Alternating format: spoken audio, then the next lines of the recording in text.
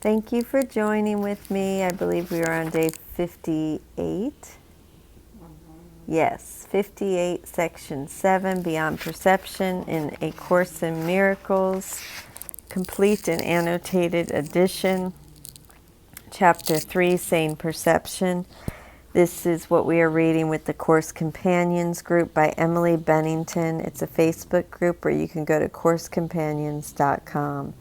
If you'll please close your eyes and we'll say a short prayer. Dear God, please enable me to set aside everything I think I know about what I'm about to read, about A Course in Miracles, about myself, about you, dear God, and about others. God, please allow me to have an open mind for a new experience.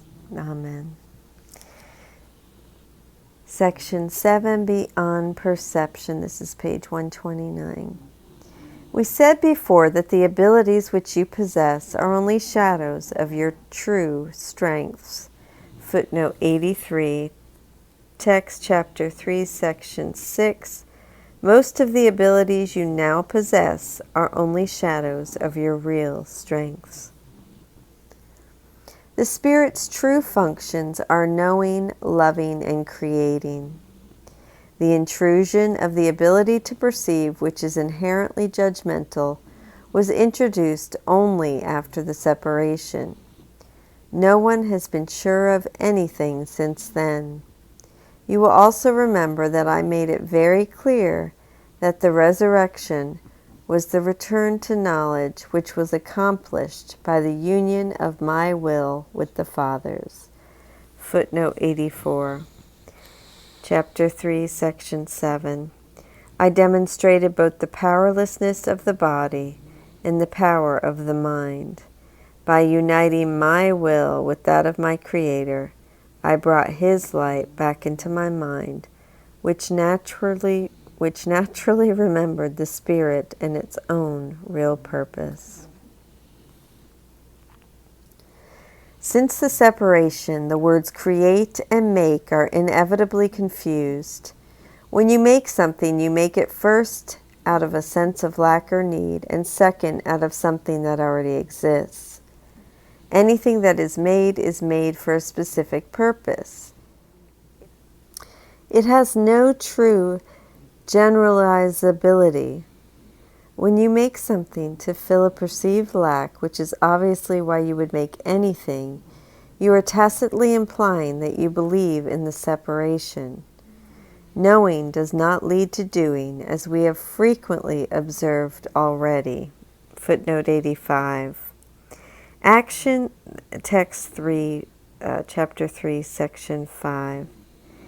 Action must occur in time. Knowledge is timeless. In chapter 3, section 5, 8. When you are saying you are acting on the basis of sure knowledge, you are really confusing perception and knowledge. Knowledge brings mental strength for creative thinking, but not for right doing. And then section 6 in chapter 3. We have already emphasized the fact that knowing does not do anything.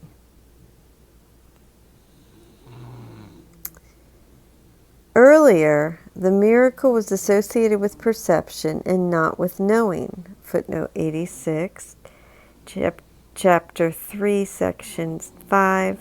The miracle is a way of perceiving, not a way of knowing.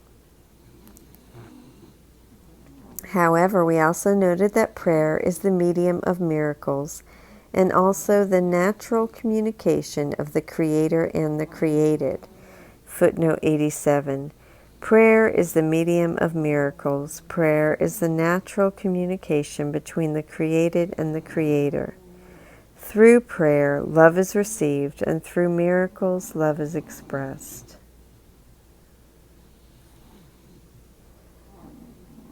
At root, prayer is always an affirmation of knowledge, not of accurate perception. That is why, unless perception has entered into it, it calls on revelation. The confusion between your own creation and what you make is so profound that it has literally become impossible to know anything because knowledge is always stable. It is quite evident that you are not. Nevertheless, you are perfectly stable as God created you. In this sense, when your behavior is unstable, you are obviously disagreeing with God's idea of the creation. This is a fundamental right of yours, although not one you would care to exercise if you were in your right mind. The problem that is bothering you most is the fundamental question which you continually ask of yourself, but which cannot properly be directed to yourself at all. So the problem that is bothering you the most is the fundamental question which you continually ask of yourself, but which cannot properly be directed to yourself at all. You keep on asking yourself what you are. This implies that the answer is not only one which you know, but one which is up to you. The first part of this statement is perfectly true, but the second part is not. We have frequently commented on the absolute necessity of correcting all fallacious thinking which associates you in any way with your own creation. This is footnote 88, chapter 148. You were not created by your own free will. Chapter 2:2. Fourth, the idea has entered that since you can create yourself, the direction of your own creation is up to you.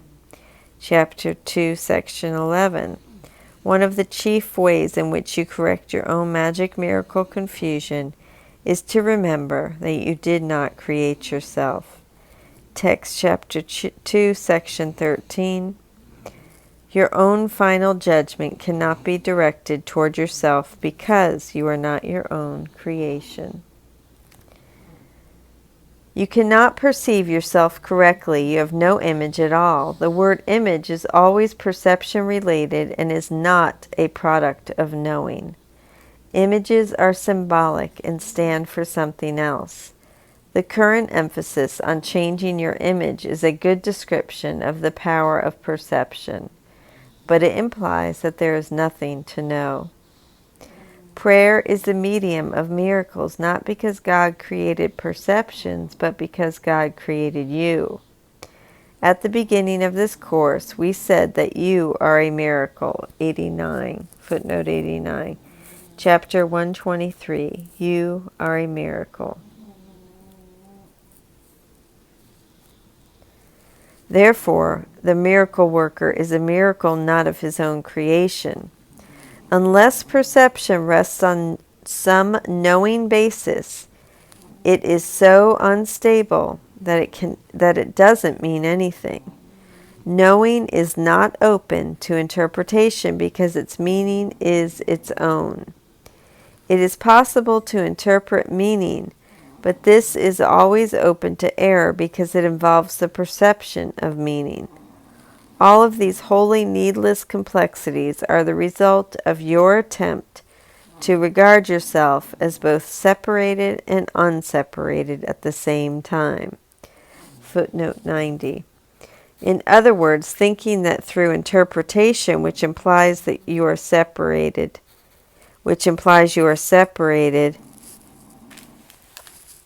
you can arrive at real knowing, which implies you are unseparated, is to regard yourself as both separated and unseparated at the same time. It is impossible to undertake confusion as fundamental as this without engaging in further confusion. It is impossible to undertake a confusion as fundamental as this without engaging in further confusion. Methodologically, your mind has been very creative. Footnote 91. To say that our minds have been methodologically very creative means that the method or way in which we have pursued our ends has employed considerable ingenuity, but we have not devoted that ingenuity to pursuing a truly useful end. But as always occurs when method and content are separated, it has not been utilized for anything but an attempt to escape a fundamental and entirely inescapable impasse. This kind of thinking cannot result in a creative outcome, though it has resulted in considerable ingenuity. It is noteworthy, however, that this ingenuity has almost totally divorced you from knowledge. Knowledge does not require ingenuity at all. When we say the truth shall set you free, footnote 92, John 8:32, then you will know the truth, and the truth will set you free. We mean that all this kind of thinking is a waste of time, but that you are free of the need of engaging in it. Note again that the functions of the Spirit were not referred to as abilities, footnote 93. Text chapter 3, section 6 and text chapter 3, section 7. They were referred to as strengths and functions.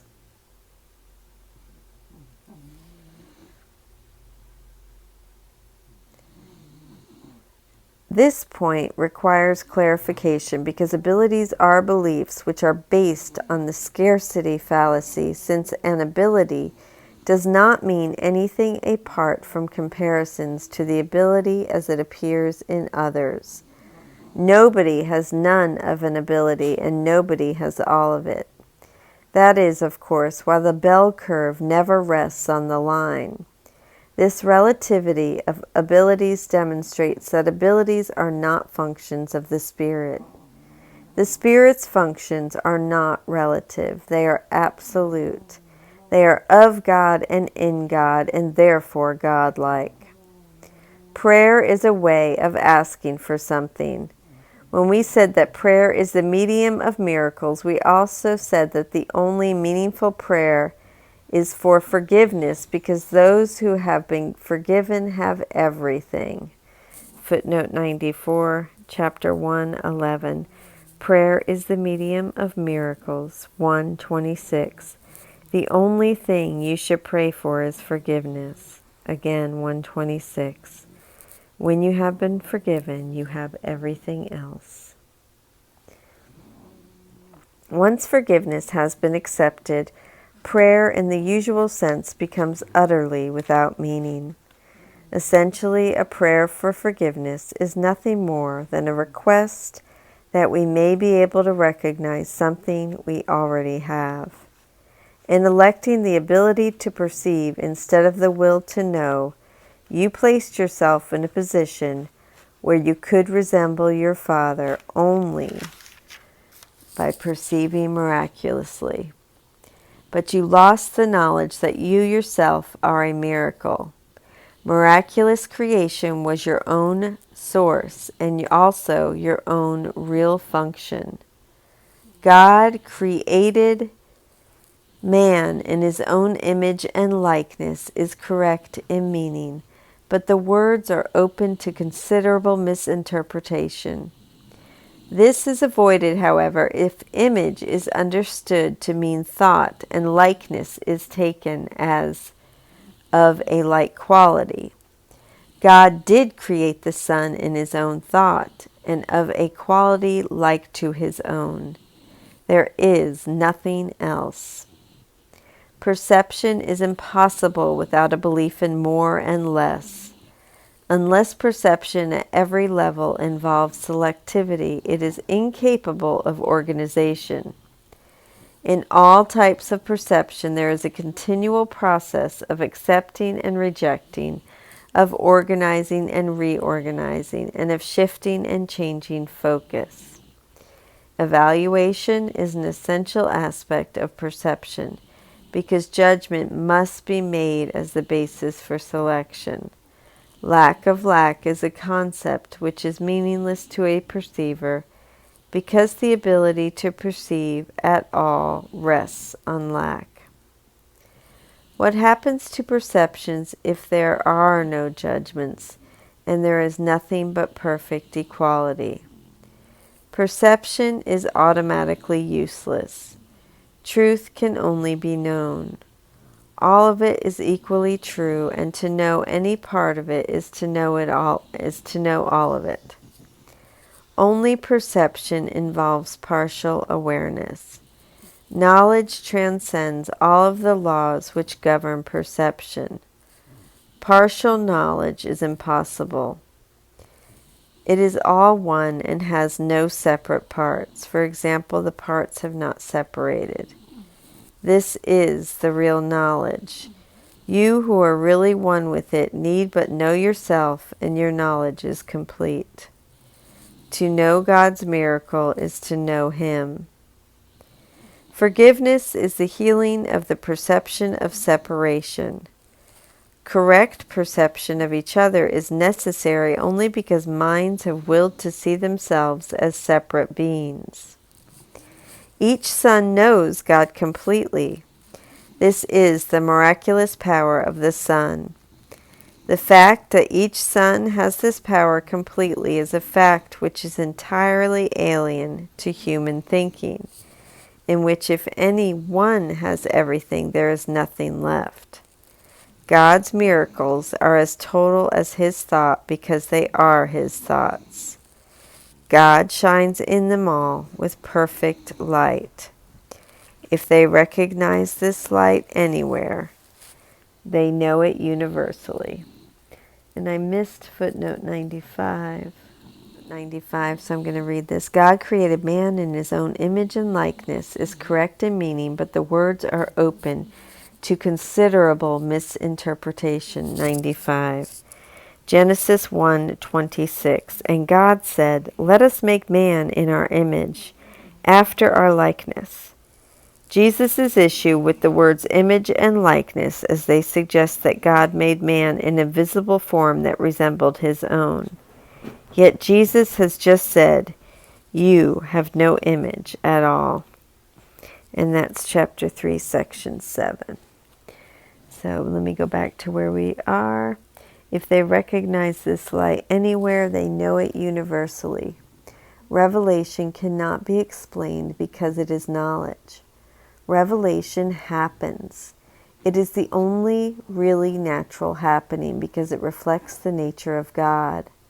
As long as perception lasts, prayer has a place. Since perception rests on lack, those who perceive have not totally accepted the atonement and given over themselves to truth.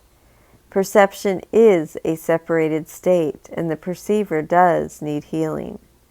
Communion, not prayer, is the natural state of those who know. Footnote 96. Let me lift this up.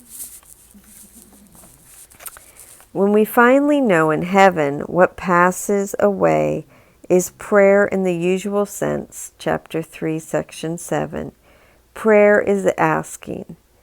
Prayer as communion, however, remains.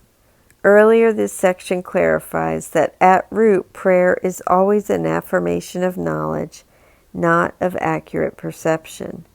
That is why, unless perception has entered into it, it calls on revelation. In this state, in other words, we do not pray for a lack to be filled. We simply call on revelation, on the experience of communion with God. God and His miracles are inseparable. All words, at best, are preparatory. The word is really a thought. No one word is universally meaningful because a word is a symbol. But thought is not divisible at the level of creation. The original name for thought and word was the same. 97. Original name here refers to the original Greek in which the Bible verse that follows was written. In Koine Greek, the word logos meant word, but had a wide range of additional meanings, one of which was thought. The quotation should read, "In the beginning was the thought, and the thought was with God, and the thought was God." 98. John 1:1. In the beginning was the Word, and the Word was with God, and the Word was God. How beautiful indeed are the thoughts of God who live in His light.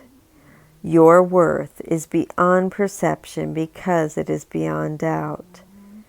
Do not perceive yourself in different lights.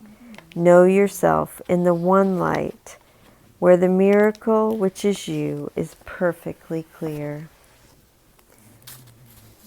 And now we will read Day 58, Section 7, Beyond Perception. These are Emily Bennington's notes from the Course Companion Group.